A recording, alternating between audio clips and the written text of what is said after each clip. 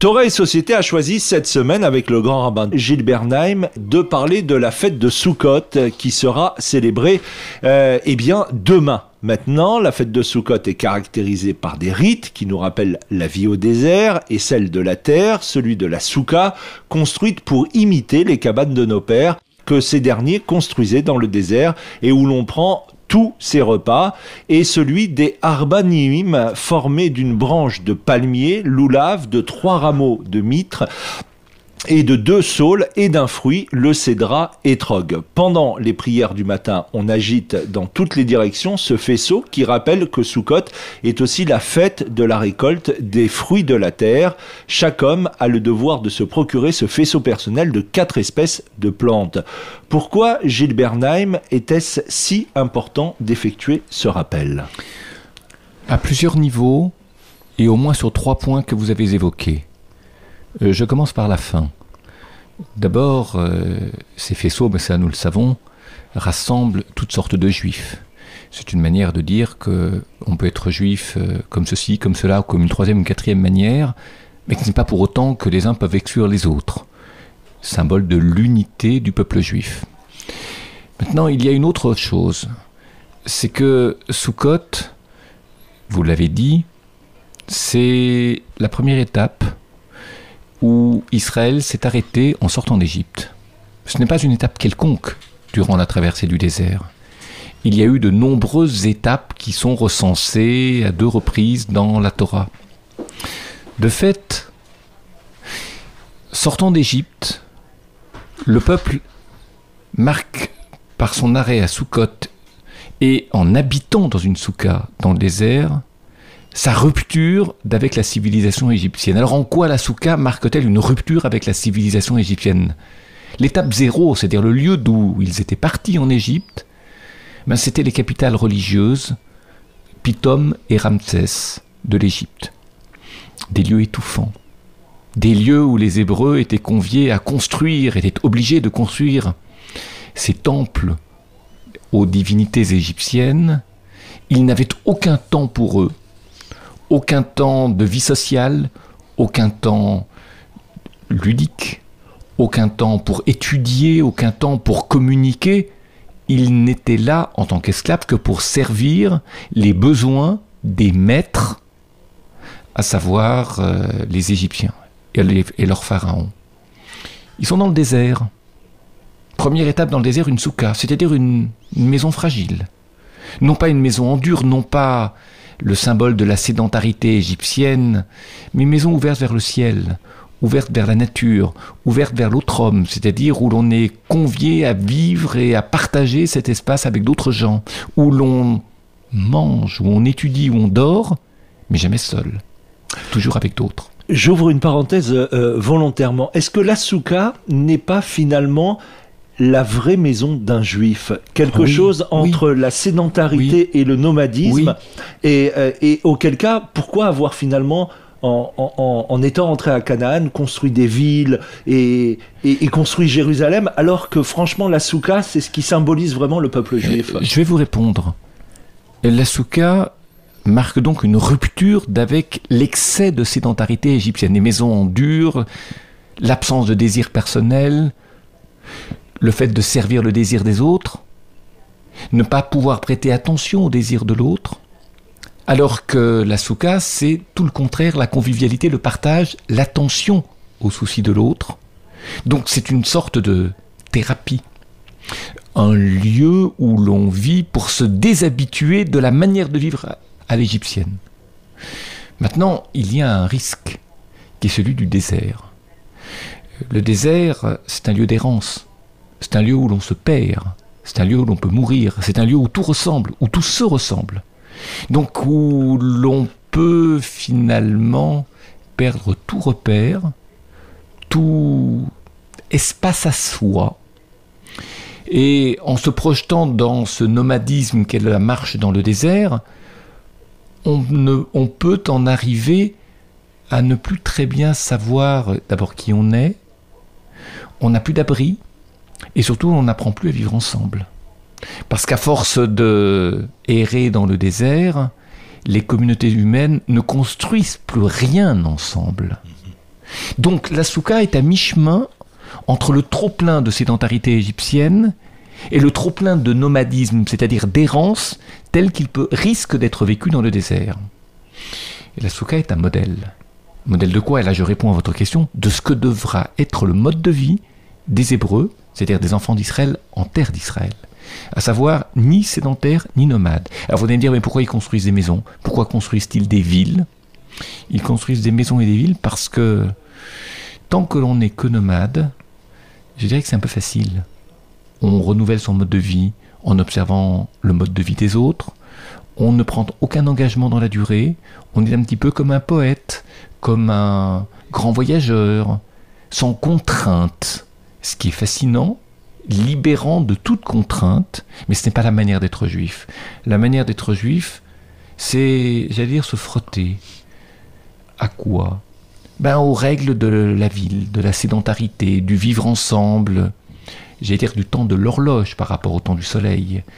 C'est-à-dire au fait qu'on travaille tous ensemble selon un même rythme et qu'il nous faut, il nous faut accepter de vivre au rythme de l'autre et que chacun ne peut pas vivre selon son rythme. C'est cela le mode de vie. Mais par contre, vivre dans la ville, construire des villes, c'est vivre comme un sédentaire qui n'oublie pas qu'il a été nomade, qu'il a été serviteur. N'oublie pas que tu as été esclave en Égypte. Autrement dit, quand tu construiras des villes et que tu seras le maître de ces villes, n'oublie pas que l'étranger peut très vite devenir un esclave. N'oublie pas que tu ne dois pas te comporter vis-à-vis de l'étranger dans tes villes comme le pharaon dans ses propres villes s'est comporté avec l'étranger qui était l'hébreu qui construisait ses villes. C'est une leçon importante que nous devons retenir. Pendant chacun des jours, on récite des prières particulières pour que la nouvelle année apporte la prospérité à la terre et le salut aux hommes. Le 7e jour de la fête de Sukkot est appelé Hoshana Rabbah.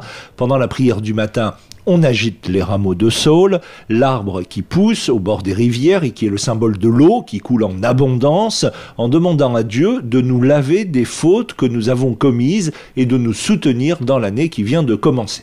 En fait, le livre de la vie ne s'est pas refermé à Kippour. Le devoir de repentance se poursuit toujours à Sukkot. Il se poursuit jusqu'à Sukkot et le premier Rav Kook, le Rav Avraham Yitzhak Cohen Kook, je crois l'avoir déjà enseigné à cette antenne, pensait que la possibilité de se repentir courait jusqu'à Hanouka. Parce qu'en fait, Rosh Hashanah, disait-il, Rosh Hashanah et Kippour, ce sont des moments austères du calendrier intérieur de chaque juif. La prière, la concentration, le retrait en soi. Enfin, Rosh Hashanah et Kippour sont de très belles fêtes, mais très austères. Ce ne sont pas des moments de grande gaieté, ce ne sont pas des moments de danse, ce ne sont pas des moments ludiques, ce ne sont pas des moments où l'on vit énormément ensemble. On prie ensemble, mais on vit peu ensemble à cette occasion. Rosh Hashanah Kippour, c'est un temps de repentir, certes, mais ne peut s'y repentir, à Rosh Hashanah et Kippour, que celui qui est capable de cette concentration, de se retrouver en lui-même, de cette austérité, de cette gravité, devrais-je dire, et d'en faire quelque chose. Sukkot, c'est un grand moment de joie. La fête de Sukkot, c'est la fête de la joie par excellence. Quand je dis la fête de la joie par excellence, c'est-à-dire c'est le moment le plus heureux de l'année. Plus que Pessah, plus que Shavuot, plus que Rosh Hashanah Kippour, il y a Sukkot. Alors ceux qui n'arrivent pas dans les moments d'intense gravité à se repentir, eux, ils vont le faire dans la joie. Je dirais qu'ils sont un peu moins graves, un peu moins sérieux, entre guillemets, que les autres. Ils ont besoin, je ne dis pas de s'amuser, mais ils ont besoin de vivre, comme on dit aujourd'hui.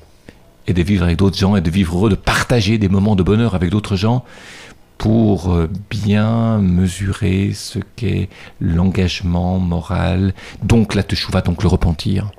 Et puis le Rav Kook ajoutait qu'il y a tous ceux qui ne se repentissent qu'à Hanouka. Comment ?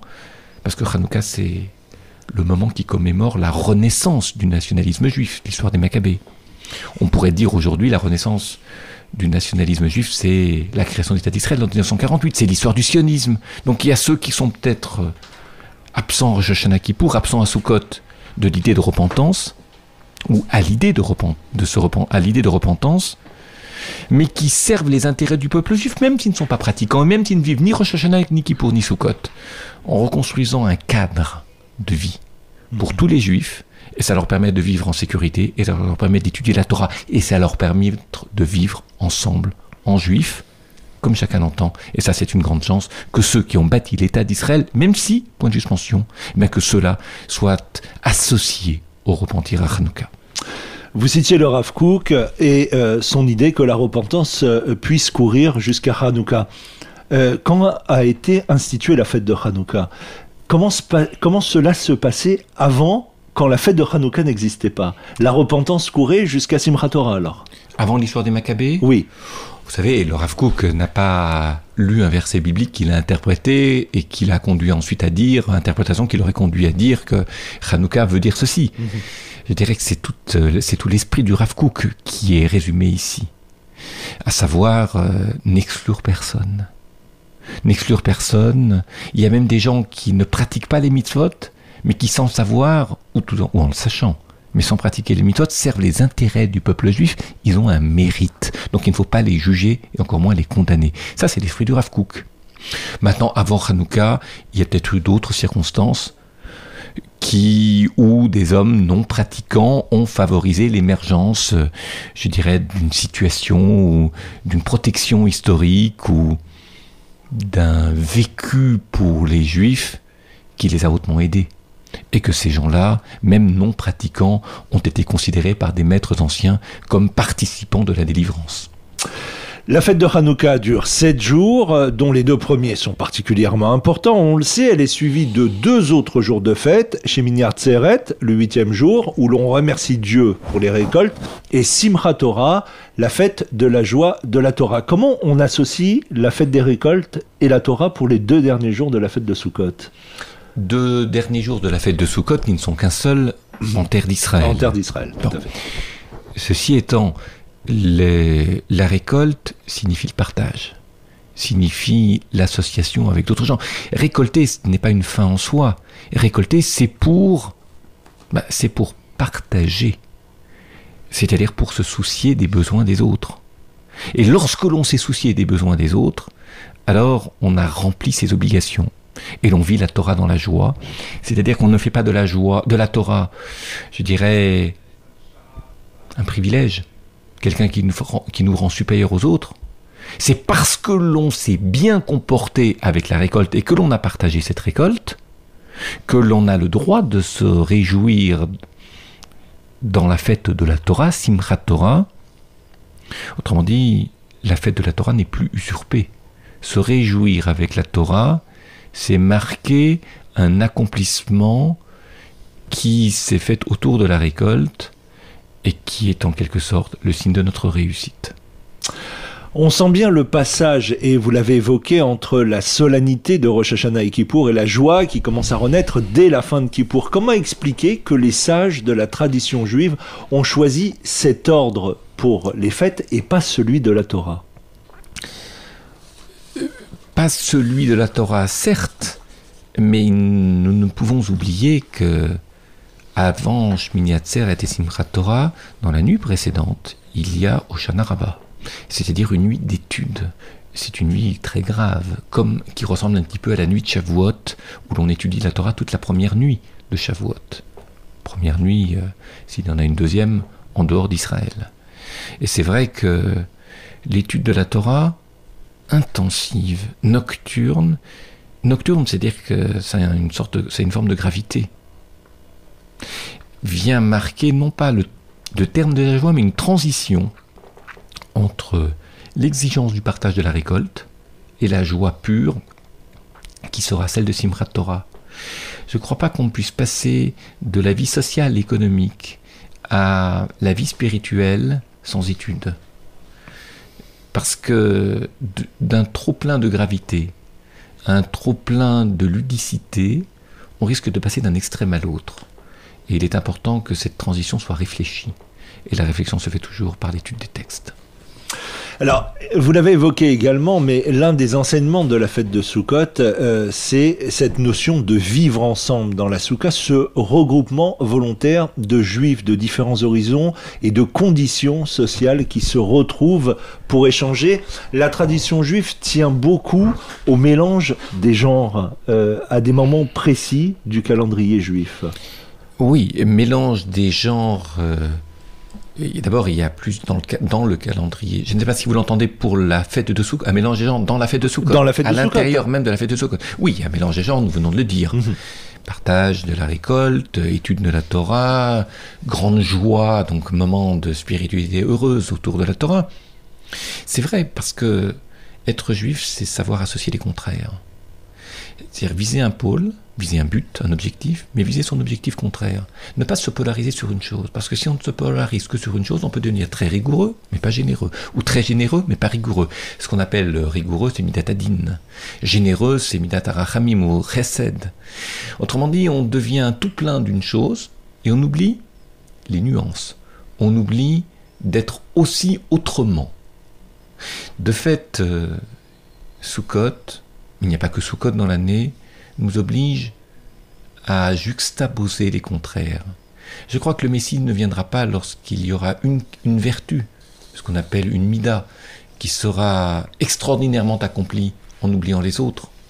C'est lorsqu'on arrivera à conjoindre, c'est-à-dire à relier entre elles des mitotes qui en général s'excluent, comme les frères dans le livre de la Genèse de Brigitte s'excluent, Caïn et Abel, Isaac Ismaël, Jacob Ésaü, les frères s'excluent. Ils incarnent quelque chose d'extrême, quelque chose d'abouti, mais au détriment d'une autre chose, d'une autre vertu, d'une autre mida.